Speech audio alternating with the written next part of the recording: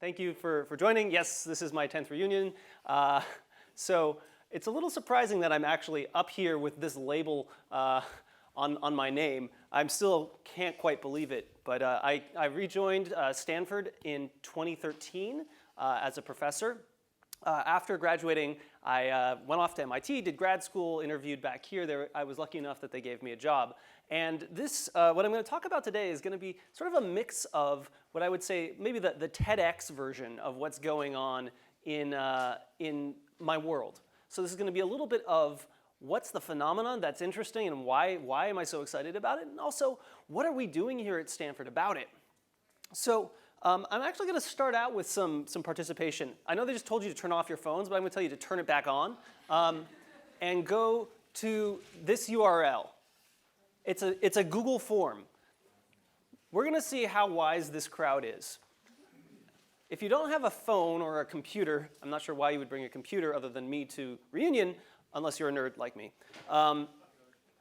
We're asking you to guess how many minutes it takes to fly from, I believe, what did I say, Phoenix to Detroit. So that is like the time printed on your ticket. How many minutes would it take? Why am I asking you to do this? We'll come back to that in a minute. But for the moment, just see how close you think you can get. No Googling allowed, by the way. It says on the form, I think it says, can you read it? It's no service. Oh, gosh. Boom. All right. Well, then maybe we won't do that. Yeah, no, there is a Stanford visitor Wi-Fi. I'll put it over here if you want to come back. Really? It's asking you for a Google password? All right, so some people are working.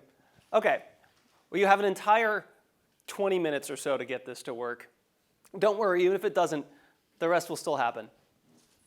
Okay, so yes, Stanford Visitor Wi-Fi should give you access. That's new. That's welcome back to Stanford. Okay, so as I mentioned, I'm in the computer science department.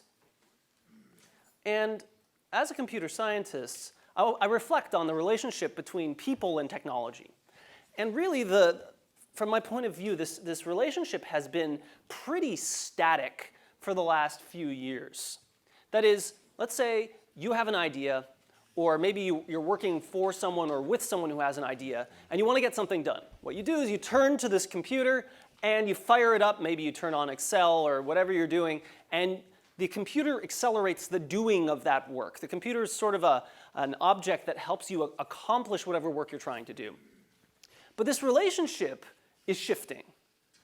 The computer is now no longer the thing that we're just doing the work with. It's actually connecting us to other people who are also trying to do work or get work done. And if you want to see any evidence of this, look at things like Uber, like Lyft. You might have ordered food through some of these services recently. You may have heard of platforms such as Amazon's Mechanical Turk. Is connecting people who want to make money with people who want to pay money to get stuff done. This is a vastly different relationship. This computer is mediating labor. It's mediating work, and it's mediating volunteerism, right? So far what we've done as computer scientists, given this huge opportunity, is, well, we've let them talk. And don't get me wrong, this is actually incredibly powerful. It's led to the largest encyclopedia in the history of mankind, right? We can, through wikis and through chats and all these kinds of things, get a lot done. But there's also a lot that's left unsaid here. There's an entire field elsewhere on campus known as organizational behavior. They study how people and organizations work, and they will tell you that we are really, really bad at organizing ourselves to get this kind of stuff done. Teams are very, very poor at, for example, knowing how to integrate work. We're great at splitting up work, saying you do this, you do this, you do this. We're really bad at integrating it again later. Empirically, we've seen that most teams, this feels like the high school problem, most teams get almost all their work done in the second 50% of the time they're allotted, so they're sort of just churning around for the first 50%. Second 50%, sprint and getting it all done. There are a lot of errors that we make, just as we know in cognitive psychology that people have judgments and heuristics that they make that are not always the right fit. Maybe you saw Mehran Sahami talk yesterday about how we can use statistics better. So too are we really, really poor at making judgments about how to organize ourselves. The things we think will work won't. But here I see an opportunity. Because all of a sudden we have a computer mediating this relationship, we can actually design that layer, right? Just like I could design Excel better to make your doing of your work more fluent, we can design that computational layer in the work to make it more effective, to help us come together to do things we couldn't do before, to really work on a massive new scale. Putting that into words, I'm really curious about this question. How could computing connect really, really large groups of people to tackle bigger and harder problems than we could do today? Now let me give you a few examples just to sort of warm you up, and then we'll get into some of the meat. So we can build classifiers. These are sort of machine learning classifiers that integrate human judgments. All right, so this is going to be a very audience participation-y kind of class. All right, so I'm going to show you two videos. These were both from YouTube. YouTube had a meme a little while ago where teenagers mostly were telling two truths and a lie. I'm going to ask you to guess which of these is the truth and which one's the lie. Can we pull up the audio a little bit? We're going to watch two about 5-second clips. Okay, and which one is he lying? Here's the first one. I broke my hand beating someone up because I punched him so many times in the face. That's great. All right. Second one. I've stolen things from a store. All right. So if you think the left, raise your hand. Okay, which one is true? The left, raise your hand. If you think he's telling the truth on the right, raise your hand. Okay. Oh. So we're really bad at this. People in general are really bad at this. And a major reason for that is that while we're good at noting potentially informative features, so to speak, we're very poor at integrating that evidence. We don't know how to weight things. But it turns out computers are really good at this. So we can go online and build sort of an aggregate human lie detector that's way more effective than any of us would be in isolation. Even taking a vote, we would have gotten this wrong. But what we can do is get potentially informative features. Oops, it looks like the right side of the screen is getting clipped off. We use short sentences when we lie. We use few details when we lie. These are things that you might have noticed if you were comparing them, but you might have actually flipped a bit on which one was actually the lie. But again, we can train these things to be hugely more effective than we would be in isolation. So we can also think about new kinds of platforms for crowdsourcing. So you have your phone. How many times do you think you check your phone a day? A lot, right? When you unlock your phone, what are you doing? It's basically like a little captcha, right? You're making sure that you didn't unintentionally unlock your phone. Well, that's a lot of time people spend. What if we actually overrode that unlock screen on your phone and used it to get information about the world around you? How many people are around you? Or we might ask, how much energy do you have? Or what are you wearing? Or how many people are around? These kinds of questions. And we can launch this kind of thing. This is out on the Android App Store. And get hundreds and thousands of people's unlocks over time and build essentially a Google Street View of where people are, what they're doing, all these things that robotic cars driving around can't get about the world around them. This is on the left. Does anyone actually know where this is? Cambridge, Mass. That's right. Yes. We also have a number of, it's actually worldwide, we have a number of these kinds of things. But you can see, when do the suits leave the downtown and get replaced by the t-shirts and so on? Okay. We can even talk about how computation can make people make judgments way more quickly than they might otherwise. So machine learning researchers essentially need to build huge labeled data sets. I collaborate with Fei-Fei Li in the AI lab, and they basically pay people to do this all day. Which of these has a man riding a motorcycle in it? Takes on average, I think, 2.5 seconds or so per image, or no, about 1.5 seconds or so per image. That's what this looks like. Okay, well that's fine. But I don't know, I think it's kind of boring. So turns out we can do way better. Hold up your hands. I'm about to ask you to clap. I'm going to show this at about 100 milliseconds per image. When you see a man in a motorcycle, just clap, okay? And this is going to loop. See how well you can do.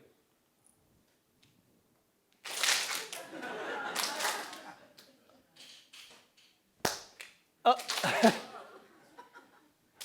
Okay. This is a little difficult, right? You can stop if you want. All right. Let's go back. So this is difficult, but as you notice, if we got enough of us around, we were delayed and we had error, but the error was sort of normally distributed. And if we monitor enough of us, we can actually get this right. In fact, we can get the same precision on this task as someone who's going sort of slowly and carefully at about an entire order of magnitude faster, essentially. So this thing that my machine learning colleagues are spending, $1 million to do, I can do for about 100K, right? Or if it took you $100, I can do it for 10, et cetera. All this comes under this heading of crowdsourcing, where we're taking an open call out to the internet, usually, and we say, hey, help. That's really the topic of today's talk. So crowdsourcing, sort of rewinding significantly, started out with this guy. So for Sir Francis Galton in 1906, I don't know whether he knew Leland Stanford, but he had really, really cool facial hair. That's essentially yeah, that's right. So he was at essentially a county fair or a state fair, think of it that way. And at this fair was, of course, because what else would you have, an ox. And Sir Francis Galton was interested in this ox. He wanted to find out how much it weighed. Okay? And of course, this ox, having an insufficiently developed Wernicke's area, wasn't really able to answer this question. But what he did is he asked everyone around him to make a guess. And he made a table of these guesses. And what he learned was that by taking the average, it was within 1% of the true value. And in fact, the average was more accurate than the most accurate individual. Right? So the best person in the room was still less accurate than the average. So I started out by asking you to actually try this yourselves. Let's see what we got. Did we get any responses? Let's see here. All right, we got some. All right, so the true flight was 227 minutes. Here we can see what everyone said. All right, the sorted tab is not playing with me here. That's fine. What we can do is we can just take an average here of B2 to B30 and see what we get. Oops, sorry. Sorry? You can take the median too, yeah, absolutely. Actually, Galton took the median, but either way it tends to work. What do we say? B2 to B30. Why is it disappearing? Ah, did I forget the equals?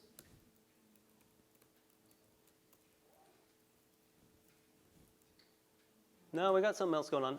I'll go to the source.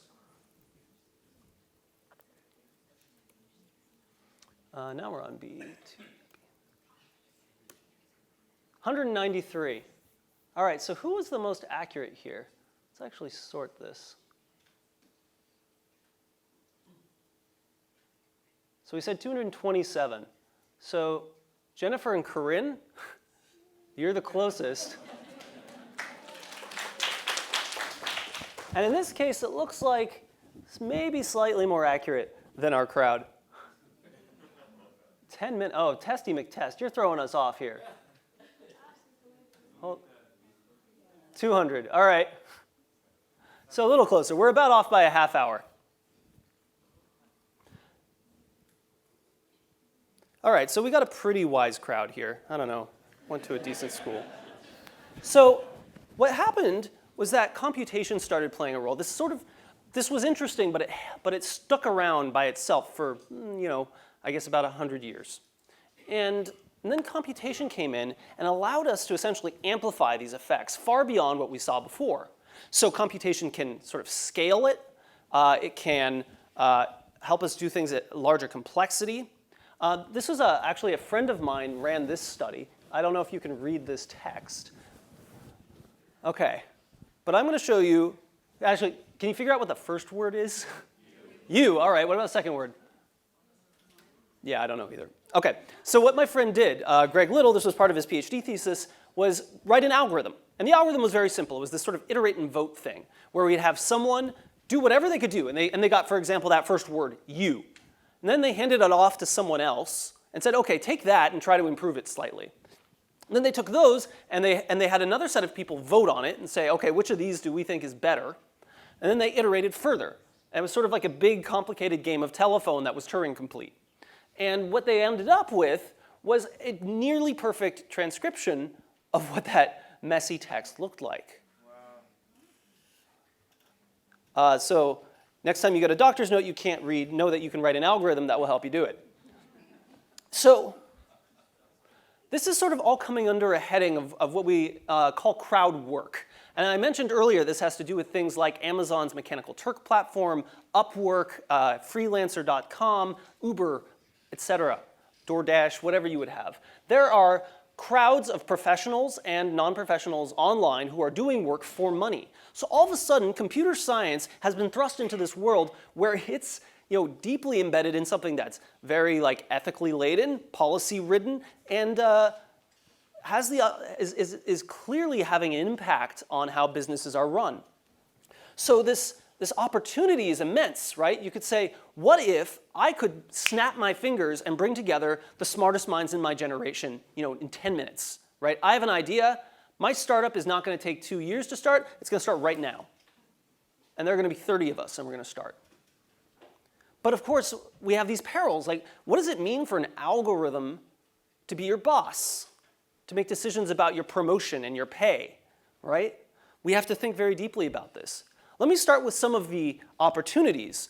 One interesting application of this, our group said, well, what if we started, we can actually mute this now. There we go. What if we started thinking about smarter user interfaces, right? What if, well, it takes forever to rewrite your text. What if we hired people on demand to make lots of little tiny tweaks, and we wired them all together algorithmically, so you were just using Microsoft Word, you could say, grab this text, make it shorter, and the crowd is sort of coming into your user interface and giving you a slider that you can move up and down, and it'll make your text longer or shorter or whatever length you need. Likewise, imagine your text having a smart copy editor, Microsoft Word, just built straight into it. Or my colleague at Carnegie Mellon has been looking at interfaces for the blind. So you know that blind individuals are actually, these phones are great for most intents and purposes. They have wonderful accessibility features, but there are many things about the world around them that blind people can't actually see. For example, necessarily, what is on this label, or what denomination is this bill? But imagine if you could now reach out on demand to people over the internet. So what this VisWiz application does is it allows blind individuals to take a picture of something in the world, speak a question about it, and within about, a minute or so, get an answer. Is there a bench across the way? Should I bother going? So huge benefits potentially for accessibility. And he's gone on and done things that have had crowd workers go and transcribe audio in real time without actually them knowing how to be stenographers, etc. We can even do this really in real time. What I'm about to show you is a camera that doesn't take a picture, it takes a short video. And then we bring in these crowd workers on demand, and in about 10 seconds they go from a video to the best moment in that photo. So here's the video. We're going to capture it, and what you're going to see is these crowd workers jump in, and they're going to be sort of scrubbing around like you would on YouTube. We call them right now. And within 2 seconds, they arrive. So 2 seconds to bring someone in, and they start scrubbing around, and we do a sort of binary search, and we find our way down to that, which is the moment that you would keep on your phone.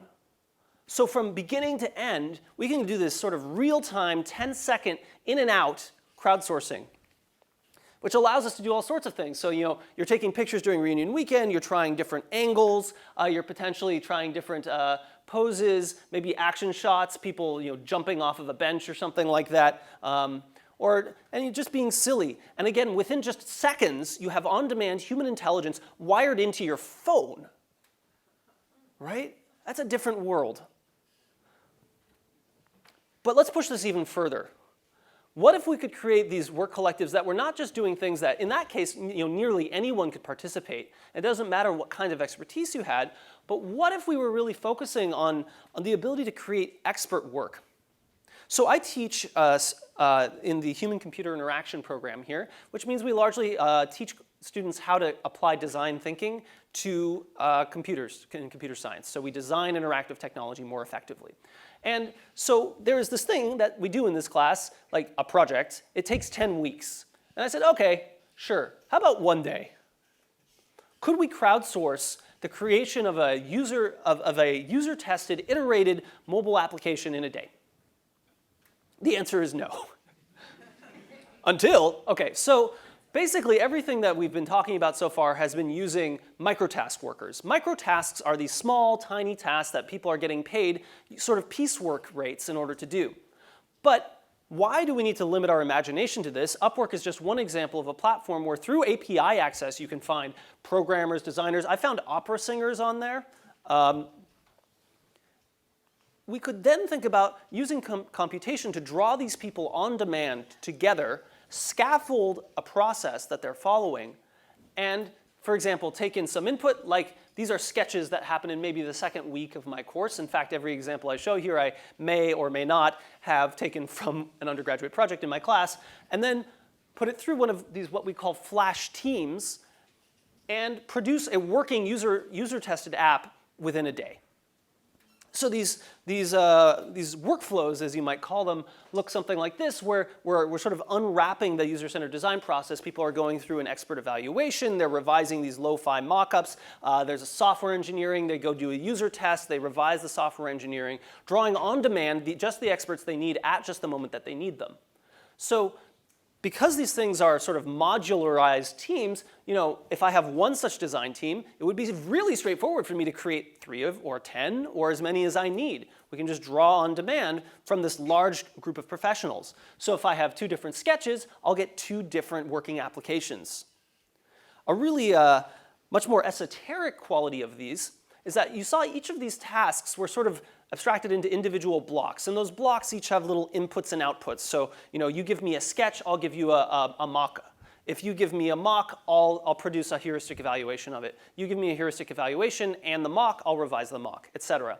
So maybe you have a sketch, but you don't want that working prototype. You like video prototyping these days. You want some animation. You want to put out your Kickstarter and I don't know, like get lots of interest. Now we might not have such a team that's ever existed that does this, no modularized, predefined team. But these little blocks in between could conceptually be woven together to produce such a team, right? The first few elements of this one, then we might bridge it over here to someone who could write a script, etc. And what we can do is take all of these blocks and use some really old school artificial intelligence techniques known as action planning languages that then allow us to basically synthesize a team that's never before existed, but does exactly what we want. So again, each of these flash teams never knew each other, have never met before, but come together and run this sort of scaffolded computational process to very quickly achieve what they're trying to do. Now, there aren't very many project management approaches that really work with this. Basecamp isn't exactly ready for what we want, Asana not really, so we've been building our own called Foundry. Foundry is essentially this online application that allows people to author these flash teams, like you could create anything that you want, or it turns around and becomes sort of like a runtime manager. So just to give you evidence that this thing all pulls together and works, here are a few examples of the kinds of applications we've created. Now, you're not going to launch these on the App Store tomorrow, but imagine as a designer, you have an idea today, being able to come back tomorrow at this time and actually play with it and interact with it really tightens that loop for you. Now, but of course, this is something like I know how to do. How about something I'm terrible at? Let's say making videos or animations. So we worked with a director off of this Upwork marketplace to produce another flash team that would essentially take a prompt for a script and then produce an animation in about 2 days. So you can see that now we're dealing not with engineers, but with people who are animators, sound engineers, scriptwriters, illustrators, etc. And in particular, we needed to give them some input to work with. I don't know if any of you ever interacted with my colleague Terry Winograd. Yeah, so Terry was sort of the founder of the HCI group here at Stanford. He was actually my undergraduate advisor. He's retired now. He was retiring at the time we were doing this work.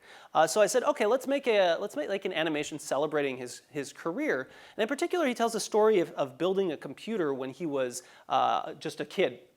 So if you haven't seen Terry, he looks somewhat Einsteinian. And what I'm about to show you is what this Flash team created in about 2 days from nothing but this description.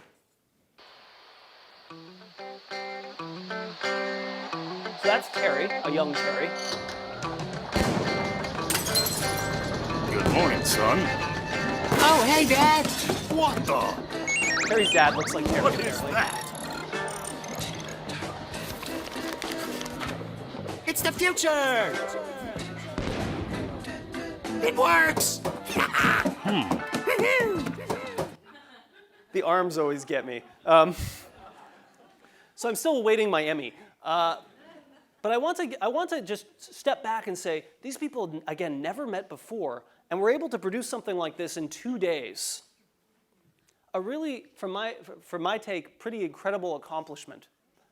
So if we can create these little teams, you could start to think about, what if we go bigger? What might it look like if we had entire organizations that were drawn on demand from the crowd, just the experts you need, just when they need them, could reconfigure themselves into new forms as they face new issues, could prototype different kinds of organizational forms, could perform organizational data science to figure out what's working and what's not? It's a very different model, right? And it may not be exactly what, say, Google or Microsoft or Apple want to do tomorrow, but it's offering a very different vision of how labor might work in the future. So if we're building these kinds of new production models, what does that mean for the rest of us?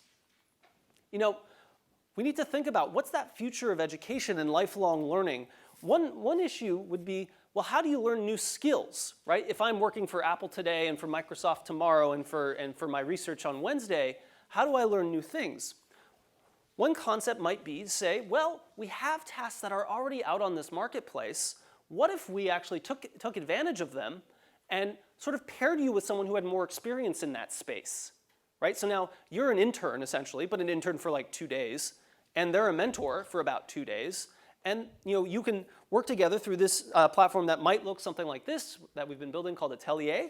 And so what would happen is that someone comes in and they post a job, like you want, maybe Chris wants to post a new application to get prototyped. Okay, well that gets connected with a mentor. Maybe Yo-Yo knows something about that. And then I come in as the intern, and we're going to work together. So I'm going to get mentored in very tight loop while I'm working on this. And then ultimately, the mentor says, okay, this is good, and passes it back. So now you have this sort of distributed mentorship model where I'm able to pick off tasks that I might not otherwise be qualified for, but work with them in order to produce something interesting and creative. Okay, so maybe I can educate myself, but what about this history of collective action, right? This is an issue as well. These workers are online, they can't necessarily talk to each other. How do they push for changes to their work environment? We could start to think about what those might look like. Here's a platform, Dynamo, that we've been creating where crowd workers are coming together to really push, in this case, Amazon and Mechanical Turk to make changes that they need, right? What does it look like to actually come together and push for change? Think back to the last time you tried to come to a decision over email.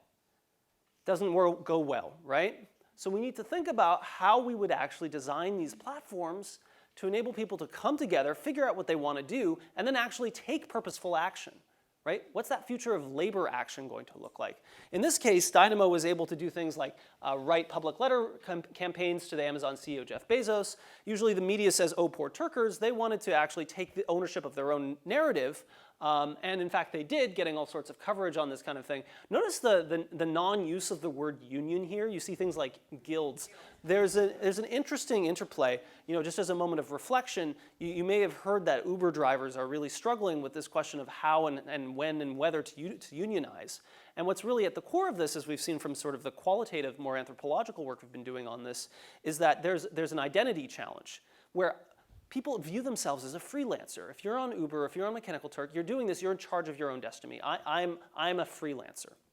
And yet, all of us freelancers are somehow also still under the thumb of this platform, whether it be Mechanical Turk or Uber or whatever.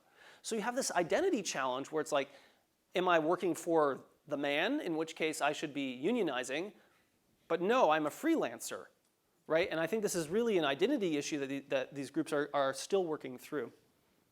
So I'm going to pause sort of this chapter, or I'm going to end this chapter, excuse me. What I hope you're taking away is that, first of all, there's incredible wisdom in crowds, certainly this crowd, and many others. But by combining design and computing, we can actually amplify this, we can guide it, we can help us collectively achieve more complex and interesting things than maybe we could do if we just tried to organize ourselves to do it.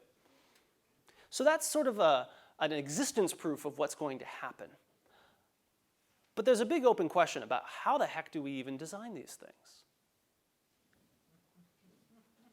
And the real challenge here is that as a designer, right, I teach at this intersection of computing and design.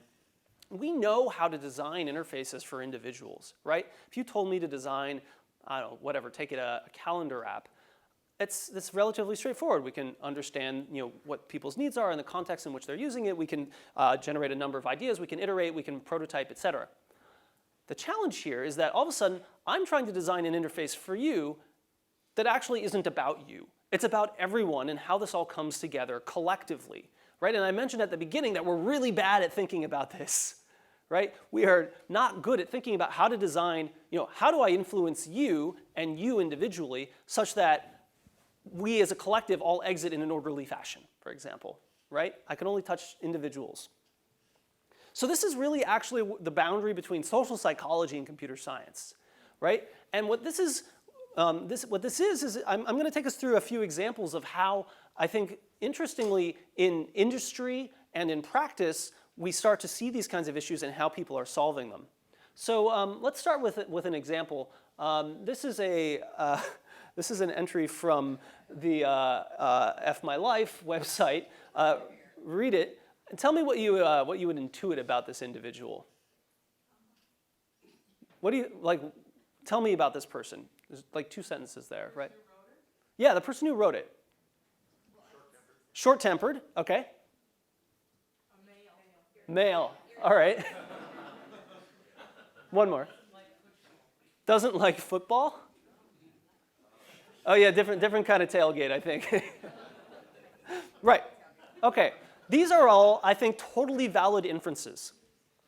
They are all, and I do this too, unfortunately, also an instance of what's known as the fundamental attribution error. Did any of you take like social psych when you were in undergrad? Yeah, so this is going to be a bit of a callback. So does anyone remember what the fundamental attribution error is? Sorry, say louder. The tendency to attribute something on personality when it's actually caused by the situation. Yeah, exactly. I'm going to repeat what you said because it was that smart. Basically, we have a tendency to blame an individual, right? The question is, when this happens, who's at fault? Is it me or is it something around me that caused it? And usually, I will blame the situation. So imagine that I run in late to this lecture. What do I believe? Oh, it's because, well, my son was, a little bit hard to deal with this morning, and then there was traffic or something like that. Okay, everyone else is like, no, Michael, you are late. You are a late person, right? And so this often happens that we associate sort of observations with the person rather than with the situation that generated it. And what's crazy is that this still happens even if we know it's forced. Now I'm going to date this study because it involves Castro. So the study actually in psychology that was run that demonstrated this was that we took people in, and now imagine that I randomized and I said, you're going to debate pro-Castro, you're going to be anti-Castro, pro-Castro, anti-Castro. All right, and we get up here and we have the debate and the rest of you are listening. Even though all of you know that I randomized it, you're still going to believe that the pro-Castro debaters are pro-Castro, right? This is very hard for us to get around.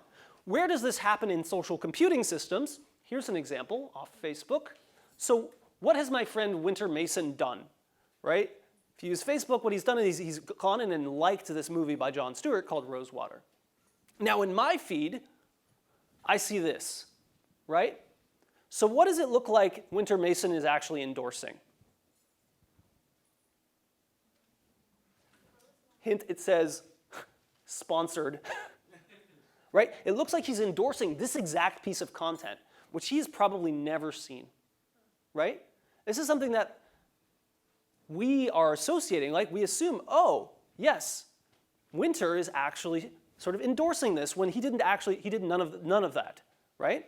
Now, he's not lying. He does like Rosewater, and neither is Facebook quite lying, but the way we interpret it is a little bit interesting and almost insidious. So here's another example. Actually, for this, I'm going to need to wrap around there. Can you hold this for 1 sec? Thank you. OK. So here's a second example. Can you hit the right button? There's a little right click. Yeah, OK. Stop there. Yeah, so that's known as the foot-in-the-door technique, what I just did. What this involves is essentially giving people something really easy to agree to first, like maybe, say, holding the clicker. And it's much easier to get them to convince to do something else, like running your slides, once they've done that. So for example, oh, hold on. So for example, if I just asked in this study, hold on, whoa, not so fast. If I just asked someone to put up a huge drive carefully sign in their yard, nearly no one consents. But if I then say, here's a little 3-inch thing, right? Like 3 inches is dinky, would you put that up? Almost everyone complies. All right, now you can press the button. Yeah, OK. But once we have this 3-inch sign up, about 3/4 of people now agree to this big thing that we originally wanted. This is known as the foot-in-the-door technique in psychology. Go ahead and press next. So here's an example from Instagram, right? I've put a huge arrow next to this like button, because I think the like button is one of the most successful foot-in-the-door techniques anywhere. What do these platforms actually want you to do? They really want you to be posting content and commenting and engaging in really pro-social activities. But most people don't really like doing that, at least not off the bat. So what do they have? A button that's really easy to click, right? It's very easy to sort of get in. Go ahead. We're going to see how long this lasts, right? OK, one more. Oh, you hit the black button.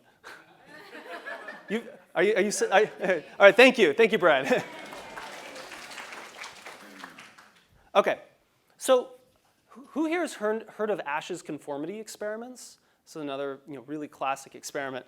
So what they did in this one was ask people, they brought people into a room together and said, OK, this row of people, we want you to tell us which of these 3 lines on the right is most like the source line, right?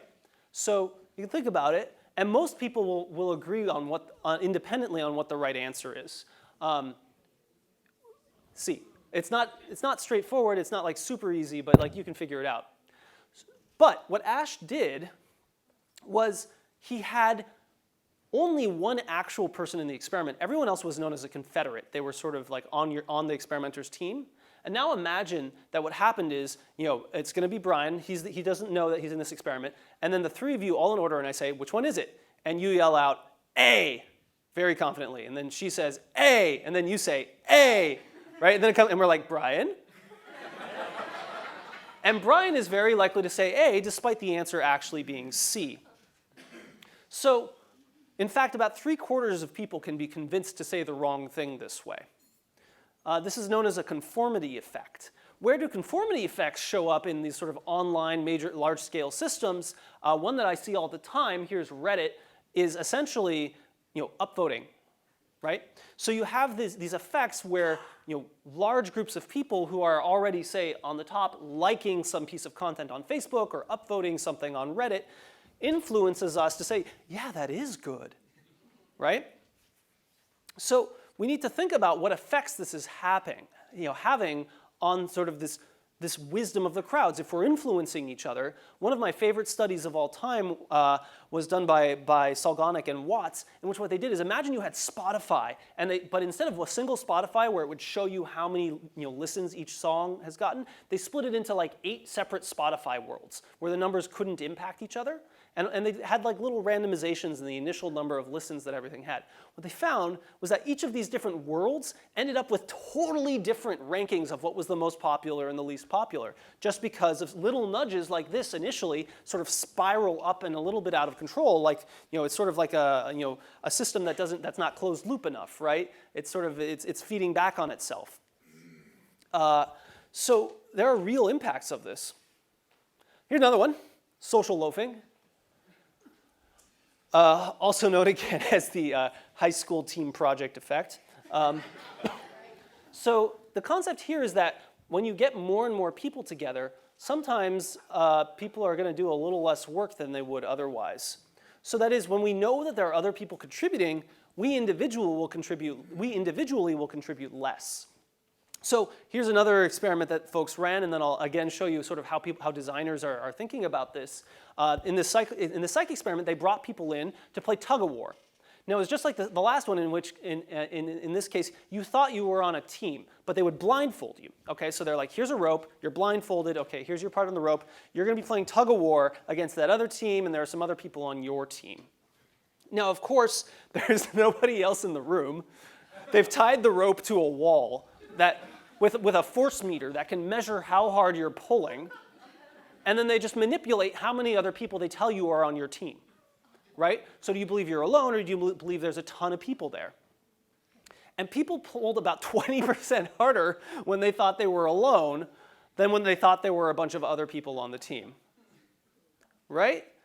And I'm sure they would have said that they all pulled equivalently well. Okay, why does this matter at really large scale online? Well, this one's maybe a little easier to see, but here's one that really matters, I think. Wikipedia, right?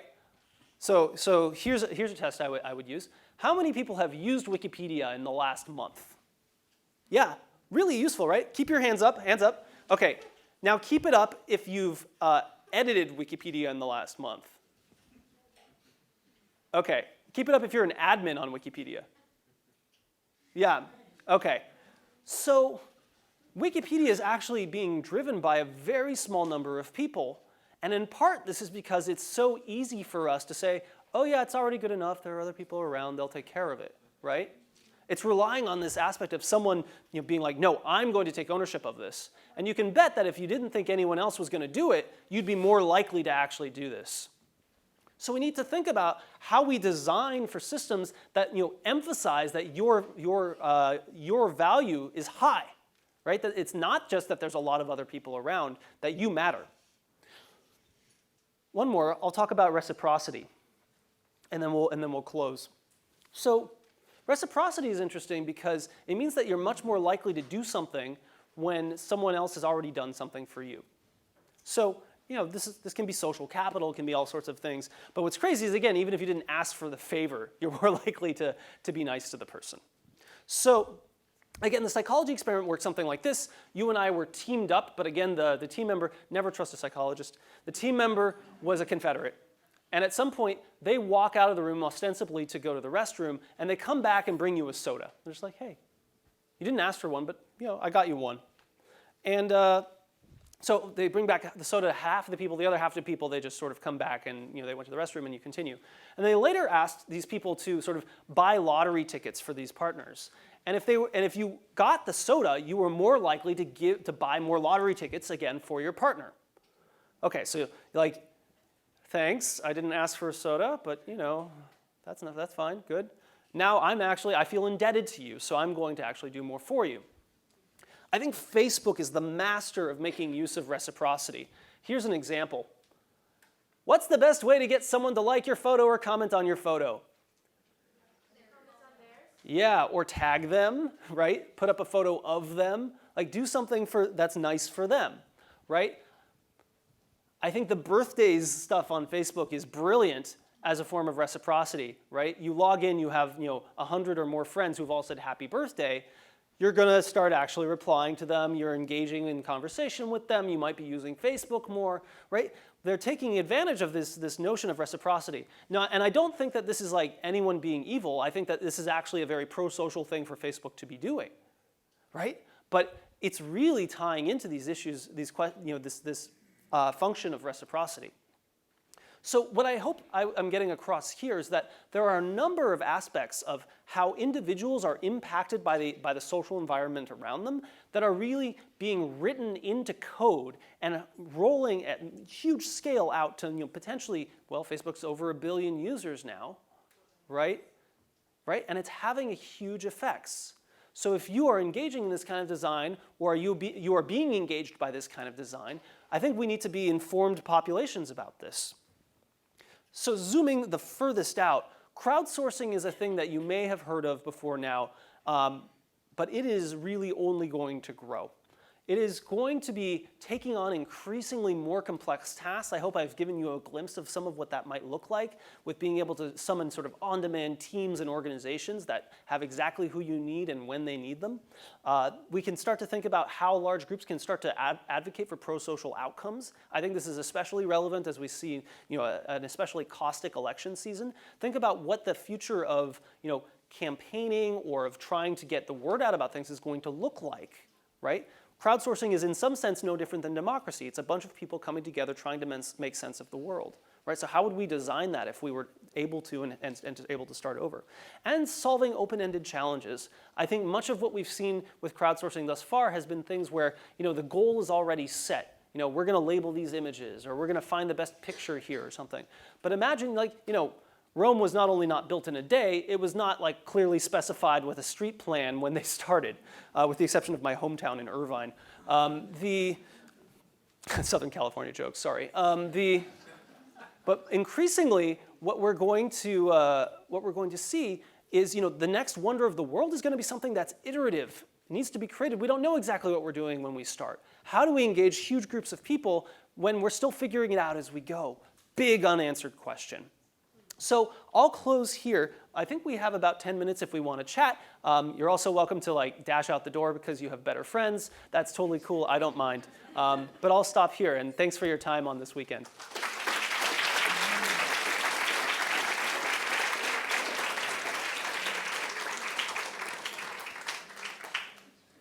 Yeah. So I'm an old person, and a lot of what you've said is very new and a little odd to me. But one thing that seems really critical is how that mentor, in your case, essentially defines those subtasks. And how does that occur? Are you talking about that being sort of a new way of doing that, or is that something that's really kind of already established? I think at some level, what we want to do is take advantage of the sort of effective roles that already exist. So one thing that a good manager will do is help an individual understand how to sort of plan their time and break down a big task. And all we've done is we've sort of made that explicit here in the code. What this mentor does is they come in and they say, oh, okay, you've been asked to build a Ruby on Rails application. Doesn't really matter what it is. It could be make a portrait of my partner or something like that. And that's big and sort of unwieldy to start with, and people tend to get lost. But the mentor has done this a number of times, and they can sort of say, well, the first thing I would do is this, then this, then this, and let's check in at each of these milestones. You can imagine that if enough people start doing this, you can build a sort of Wikipedia of these processes, right? So then the mentor could even sort of scale out their abilities even more, spend more time critiquing and giving feedback and less time sort of saying, here's the plan. But yeah, absolutely. I think at the heart of your question is, how will mentorship work? And imagine maybe now no longer just being part of a hierarchy within some company where you're expected to get mentored by your manager, but imagine a mentorship network where globally you're getting mentored by other people who do what you do, maybe in a very niche area. I think it could look very different than it does today. Yeah? When you have these writers and musicians and music editors, sound mixers all coming together to work on a video, how do you give them credit? Like when you have 50 to 100 people, how do they get credit once that's published in the World Wide Web? And then who receives what percentage of the profit?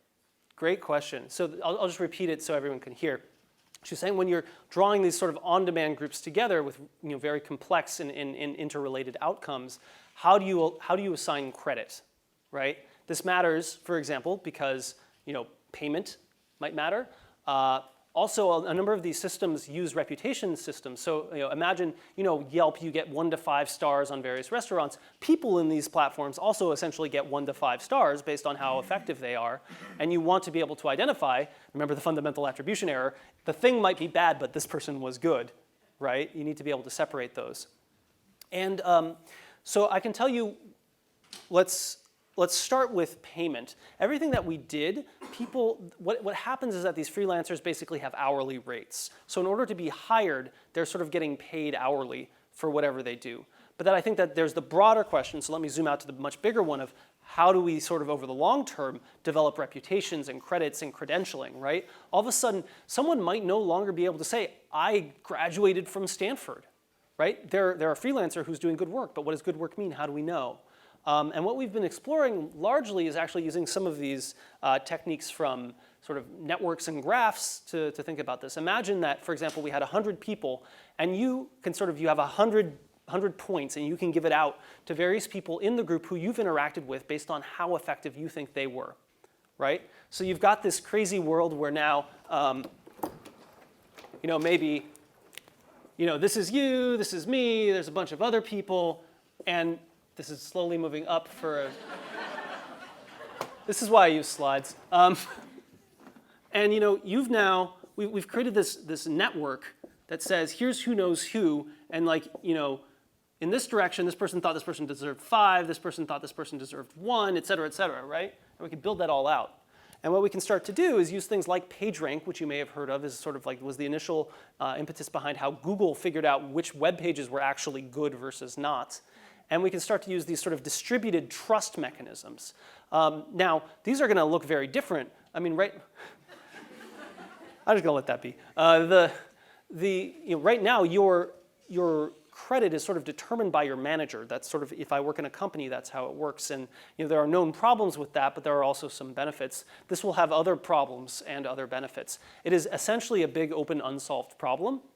The reason it hasn't come to be a huge issue yet is that most of these sort of crowdsourcing interactions have been dyadic. That is to say, they're one-to-one. So, if you go on Uber, one rider works with one driver. So it's very clear, the rider rates the driver rates the rider, right? But even this has issues. John Horton at NYU has found that there's huge reputation inflation on this. This I call the Yelp effect. It's everyone's like 4.5 stars, making it extremely difficult to know, who's actually good. Because everything's amplified up toward the top end. On Yelp, basically, if something has 5-star, there's this great XKCD comic that says if it has 5 stars, there's only one review. If it's like 4.5 stars, it's amazing. If it's 4 stars, it's terrible. If it's 3 stars, then it probably killed someone, right? So I think there's this really open-ended and challenging question of how we design for reputation more broadly. I would also imagine, sort of a final footnote here, I've sort of given this view where people are coming together, they don't know each other, they never have, they never will again. But there's nothing that says it has to work that way, right? You could belong to a small group of people who you really like working with, or several small groups, depending on the day of the week or something, and always work together as a unit. And right now your unit is getting the reputation, and you all know amongst each other who's actually doing what and who's responsible for what. So you can imagine, rather than just saying this is going to be an issue, we can think about, well, if it's going to happen anyway, how do we design for it to be as effective as possible? I don't have the answers, but I have ideas. Yeah? Even though there are some benefits of the rapid production of a professional, acceptable product, I mean, this is excellent, but still you have to think of the alternatives. Yeah, so I think there are multiple layers of questions there, so I'm going to try to wrap out and probably miss something, so please stop me. So with respect to accessibility, I agree that blind people have developed strategies to deal with it, but there's an incredible amount of the world that is still inaccessible. Just as an example, look at nearly any microwave in any workplace. At the home, microwaves, people will tend to sort of brailleify them. They'll put little dots on them so they can feel. But when was the last time you saw a workplace that did that, right? When was the last time you saw a touch screen on the copier that did this, right? So being able to essentially make anything in the world accessible, I think, does bring significant benefit. For better or for worse, the ADA doesn't apply to copy machines.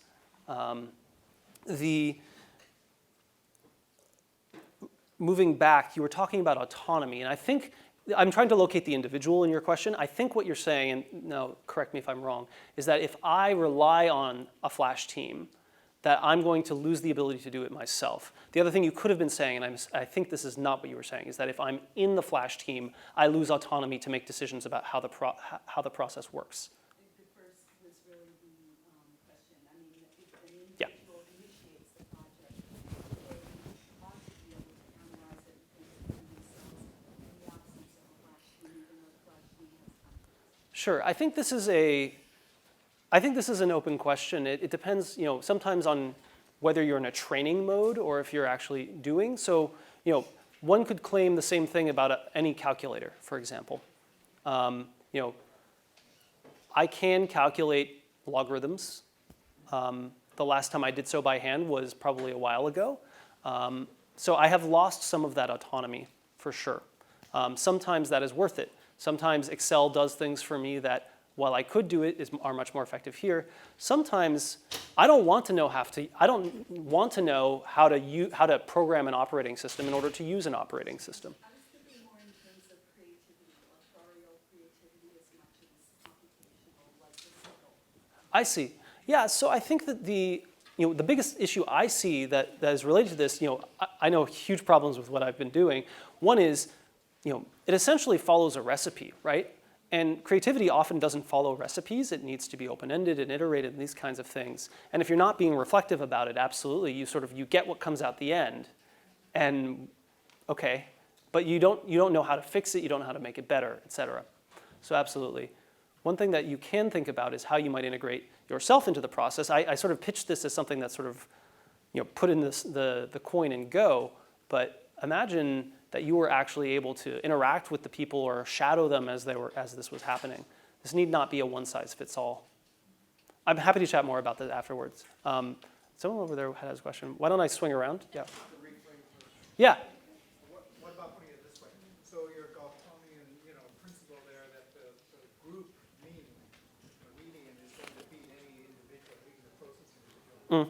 Well, that's fine, but the counter argument would be, what about regression to the mean? Okay, you start out with a great idea with the first person, then you put it through the process and it goes to the mean. Yeah. It's okay. Yeah, I love that for every there's wisdom in crowds. We have the same saying that's the opposite. It's like designed by committee, right? And I think what this actually has to do with is we don't know, scientifically, we don't know when this is a good idea or not, right? We think it works with democracy, but that also sort of has a regression to the mean, right? It makes it slow. It makes it, we can only pass things that everyone sort of agrees with, right? If you're looking for an outlier idea, but then you expose that to the crowd and then get the crowd to vote on it, then now even though it's that the idea is way different than the kind of the consensus, you're getting back the view of the consensus to see, yeah, this is a breakthrough and really deserves high votes or something. Yeah, this doesn't always work, but it can sometimes. So what he's essentially saying, and then we'll wrap because I think it's 1:30 and you have cool things to do, is it's possible to, crowds are often not as good at generating content on average, but they are good at recognizing something that's good when they see it. Think of it this way. You probably can't make Game of Thrones, but if you watch Game of Thrones, you know that it's good or maybe bawdy or whatever, but you can recognize high quality TV when you see it. And the reason it doesn't always work is that if I came and pitched to you maybe the idea behind Game of Thrones, you might be like, I don't know, that seems kind of weird. It took someone with vision to actually get it far enough that the crowd could appreciate it, so to speak. So what I take out of this is that sort of at a scientific level, there are unsolved questions about who you should ask and when and how many. Imagine you don't want to just sort of become the thing that's the average, because the average is literally going to be average, not very good. You want to be able to become the best of the people in that crowd. And that's a huge opportunity and one that we don't know how to solve yet. So I'm happy to chat more afterwards, but thank you all for your time and attention.